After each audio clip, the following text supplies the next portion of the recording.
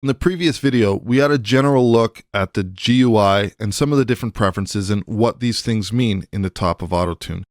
Now, one thing that is absolutely imperative when working with pitch correction is having a basic understanding of the key of the song that you're working in, especially if we take into account working in an automatic or an auto mode such as this.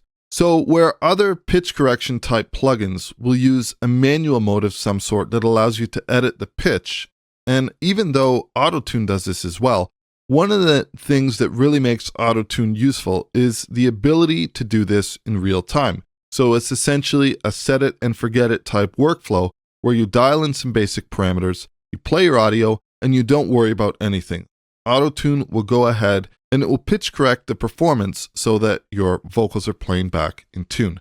So let's go ahead and take a quick look at this song that we're working with. So full disclosure, this is not a song that I produced myself. This is a song that was produced by Scott Fritz, and he did an absolutely fantastic job with this production. So if we take a listen to our lead vocals over here, you'll hear that in general, they're pretty good. I've been bloody, black and blue. I've been blood. And if we listen to this in context with the rest of the track, for miles without my shoes. I've been walking, I'm still walking, poking the road, I'm undecided. About time I get to drive it.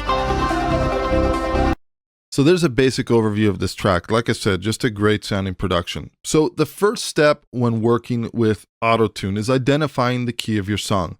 And like I said, in this particular version, they have actually bundled another plugin to come with this. And it's really actually quite simple what they've done. If we go ahead and I was to scroll down to Antares, you'll notice that we have Auto-Tune Pro and we also have AutoKey. Let's take a look at AutoKey. So you can see that by default, this is set to open and it says listening. So what we can do over here is if I come to this track and I play this track from a particular point where everything is in, let's go ahead and play this. Maybe I'll play from this section over here. I admit I played the fool, ashamed to win. Let's go ahead and open up AutoKey. It's listening to the song and the identifying key is C major. So once we have the key that's been identified by AutoKey, one cool thing that we can do is we can send to Auto-Tune. Now what this will do, let's go ahead and open up this for a moment, and I'm actually going to make sure that this one stays open. Let's open up our Auto-Tune plugin. We'll move this over. You'll note that this is currently set to be key of C, soprano, and the scale mode is chromatic.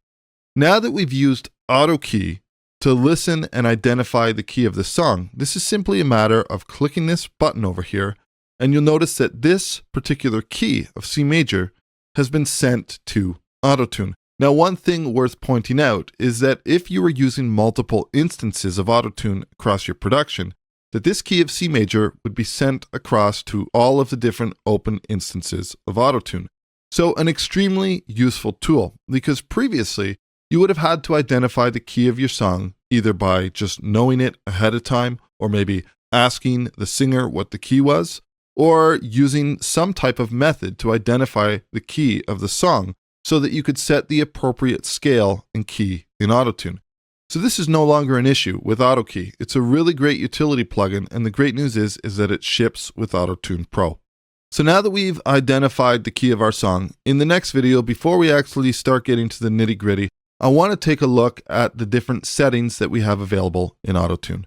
So we'll catch you for more in the next video.